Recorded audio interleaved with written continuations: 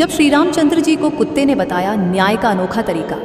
श्री रामचंद्र जी वनवास के बाद अयोध्या लौटे तो खूब धूमधाम से उनका राज तिलक हुआ। बड़े सम्मान के साथ उन्हें अयोध्या का राजा बनाया गया। राजगद्दी पर बैठने के बाद उन्होंने लक्ष्मण जी को आदेश दिया हुआ था कि भोजन करने से पहले देखो हमारे द्वार पर कोई भूखा तो नहीं है। एक दिन की बात है, लक्ष्मण जी ने श्री रामचंद्र जी से कहा, मैं अभी आवाज़ लगाकर आया हूँ, कोई भी भूखा नहीं है।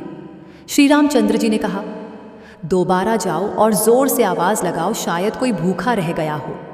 श्री रामचंद्र जी का आदेश पालन करते हुए लक्ष्मण जी दोबारा बाहर गए और उन्होंने ज़ोर से आवाज़ लगाई तो कोई आदमी तो नहीं, वरन एक कुत्ते को लक्ष्मण जी ने रोते हुए देखा। अंदर आकर उन्होंने श्री रामचंद्र जी से कहा, बाहर कोई व्यक्ति भूखा नहीं है, बल्कि एक कुत्ता अवश्य रो रहा है। श्री रामचंद्र जी ने उस कुत्ते को अंदर बुलाया और कुत्ते से पूछा, तुम रो क्यों रहे हो? कुत्ते ने कहा, एक ब्राह्मण ने मुझे डंडा मारा है। श्री रामचंद्र जी ने ब्राह्मण को बुलवाया और उससे पूछा, क्या यह कुत्ता सही बोल रहा है कि ब्राह्मण ने यह?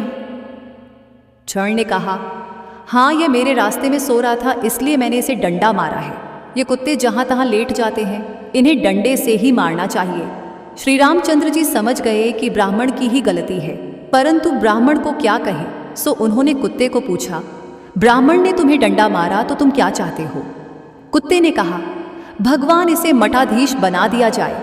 कुत्ते की बात सुनकर भगवान मुस्करा दिए और मुस्कराते हुए कुत्ते से पूछा, इस ब्राह्मण ने तुम्हें डंडा मारा, बदले में तुम इन्हें मठाधीश बनाना चाहते हो। मठाधीश बनने से इनकी बहुत सेवा होगी, काफ़ी चेले बन जाएंगे। इससे तुम्हारा क्या फ़ायदा होगा? चितलसी कुत्ता बोला, मैं भी मठाधीश था, मुझसे कुछ गलत काम हुआ, आज मैं कुत्ते की योनि में हूँ और लोगों के डंडे खा रहा हूँ। ये भी मठाधीश बनेगा, फिर कुत्ते की योनि में जाएगा, फिर लोगों के डंडे खाएगा, तो इसकी सज़ा पूरी हो जाएगी।